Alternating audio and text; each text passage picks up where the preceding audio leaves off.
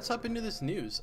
So the first bit of news here was funny because it was going to be initially that the news was going to be that there was a leak by Target that Shadow of War, the sequel to Middle Earth, Shadow of Mordor, it was a leak by Target and it stated that it was going to come out August 22nd. People didn't know if the release date was correct, if this was made in error. Obviously, it was pretty official that this game was getting leaked by Target. So, instead of not saying anything until E3, Monolith and WB kind of just released the trailer the next day. So, we got the official trailer for Middle-earth Shadow of War. It's a sequel to the 2015. Is that correct, Jordan? 2014 game Shadow of Mordor, which people loved with the Nemesis system. Seems like it's going to have a revamped Nemesis system, upgraded probably for the likes of PS4 Pro and Project Scorpio.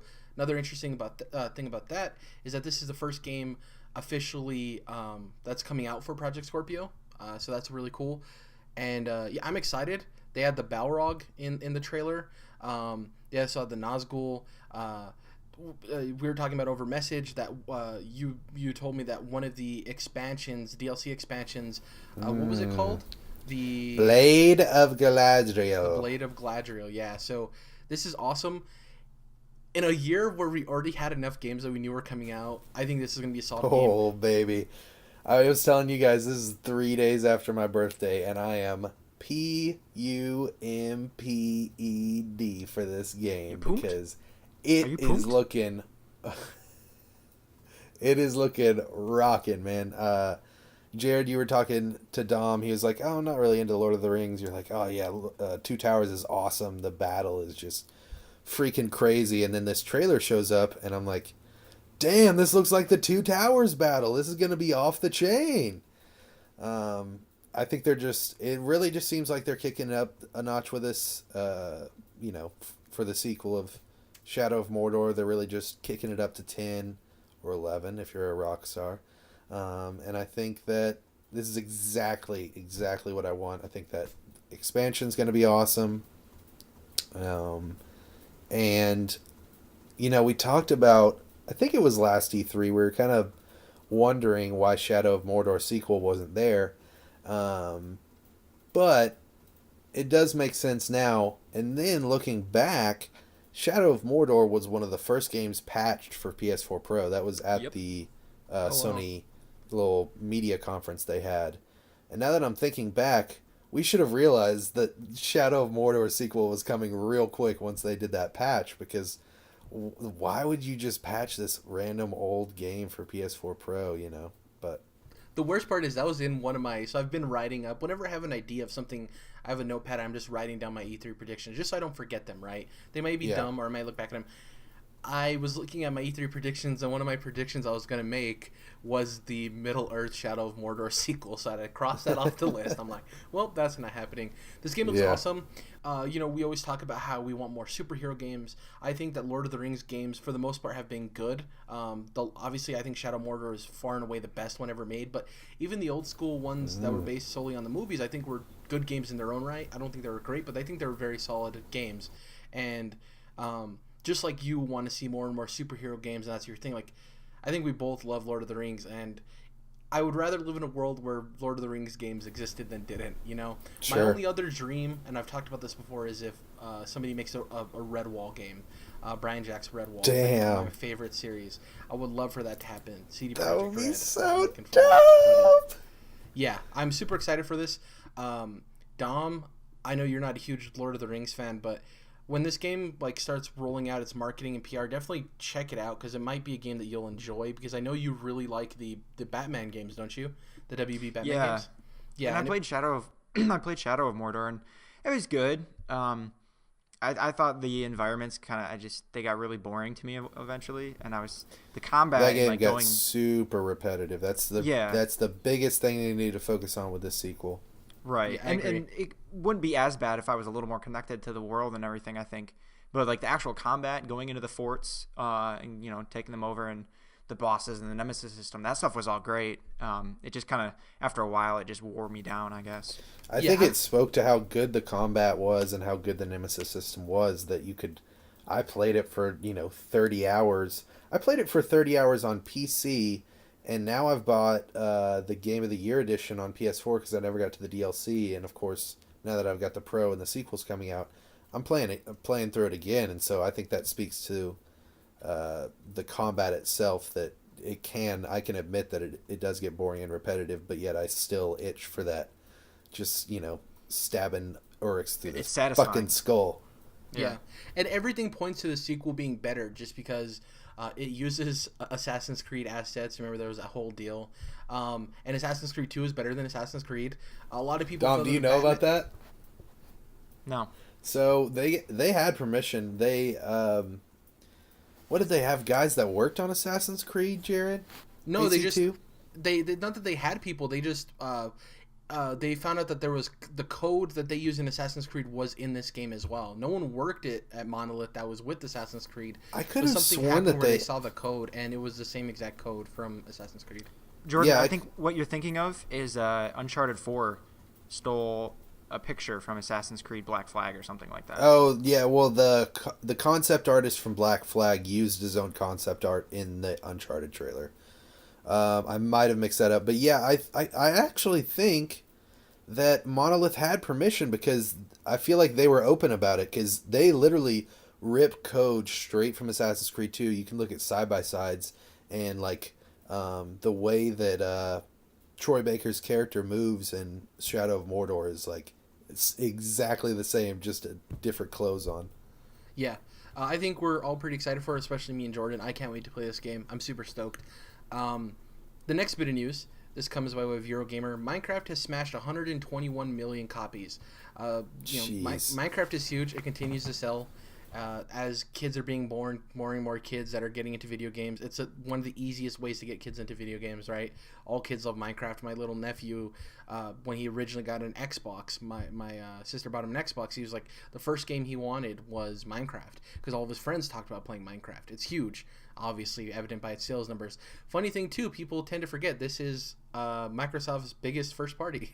They own Mojang and they own Minecraft, so it's huge for them that this thing continues to sell. A lot of people talked about, like, will we ever see a Minecraft 2? I think that's from people not really understanding the game. It's a service. I don't think we'll ever see a sequel to Minecraft. I think it's just going to be updated upon over and over again, I don't think we'll ever see a Minecraft 2. That doesn't make sense for it.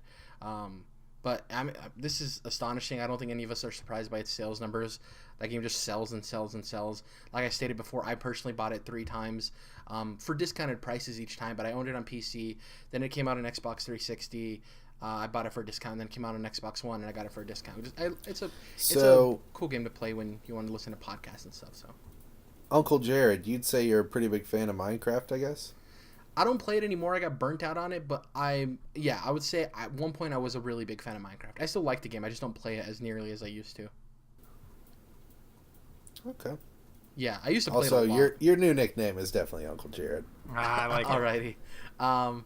The next story, since you have not too much to say there, comes by way of Oscar Deus over at GameSpot. You can now buy games from Twitch and streamers get a cut. Streaming service Twitch to start selling games soon. Streaming service Twitch is starting to sell digital PC games. The site announced today that it will allow viewers to purchase games directly from streamers' pages starting in spring 2017. Once you buy a game, it will be launchable through Twitch's own desktop program or through publisher-led applications such as Ubisoft's Play or EA Origin.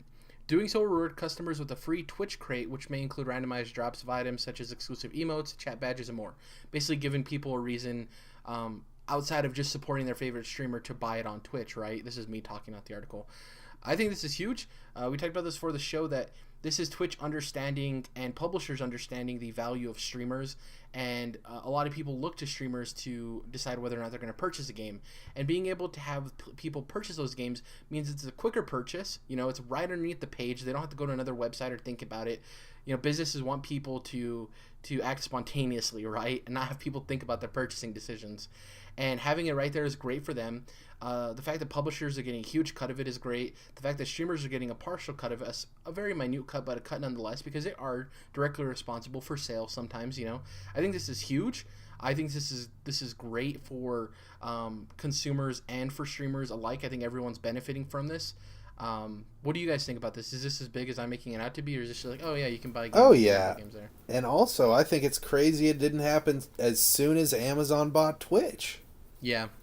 I'm like, how did you guys not implement that immediately? Because that's just that shouldn't be that hard to connect those dots. And I mean, you're right, Jared. The streamers totally move units for the publishers, and so the publishers should definitely help them out. And you can tell that publishers want to do that these days with the way that they hook up with YouTubers and streamers in general.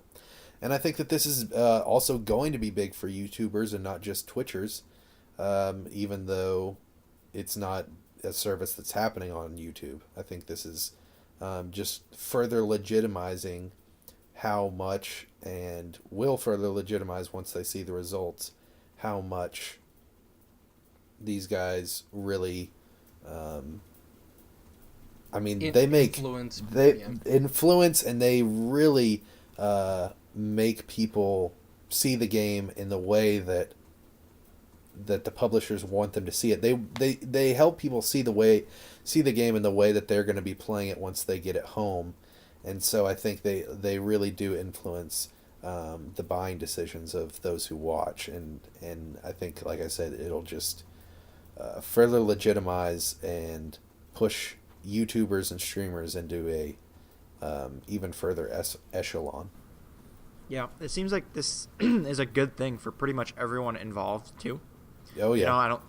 I mean, I don't know who benefits the most or whatever, but it seems like everyone is gonna get something out of this that they weren't before. I don't still to this day understand the whole Twitch thing, but the whole watching people play games. You're obviously in the minority. Yeah. I know, that's the thing, is I'll totally acknowledge that tons of people love doing this. I don't get it, but shit, yeah, I can't deny that that's a real thing and people love it. Is he in the minority, Jared? I don't know. I mean, I know that a lot of people love doing this, but if we look at everybody who games, and I don't mean people tapping a phone, I'm talking about actual gamers, do you think it's a really like plus 50% of actual gamers, tune into Twitch every day to watch a Let's Play? I would say that if it's under the age of like 22, I think it's the percentage skyrockets. Over that age, I think around our age group, probably not. I think it's more of like a 30-70 of 30 people watching it. But the younger generation, dude, they eat that stuff up. Like I watch it from time to time too, but they it's like their television. Like they just watch, I think you're right, because the way I would never really do that now, except if there wasn't much on YouTube and I wanted to see something from an old game or whatever. I might check it out for a few minutes, and I don't give any credence to who's streaming. I don't follow them or donate to them. But if I was younger and games were a little more limited to me and I couldn't buy almost whatever the hell I wanted, then I probably would be all over this too. Now that you say that, that's a good point. It's funny because I'm so averse to this, and it's not even, I'll watch a kind of funny Let's Play every now and then just because I like those guys and I like the way that they talk about games and the way that they talk with each other and just goof around. It's like I can't get that in my schedule to be there when they're gonna stream. You know what I mean? Yeah, that's true. But I was about to say, I'm so averse to watching other people play video games. If I want, because you were saying, oh, I don't watch Let's Plays, but if I need to see footage of a game that I'm checking out or whatever, then I'll go watch a Let's Play.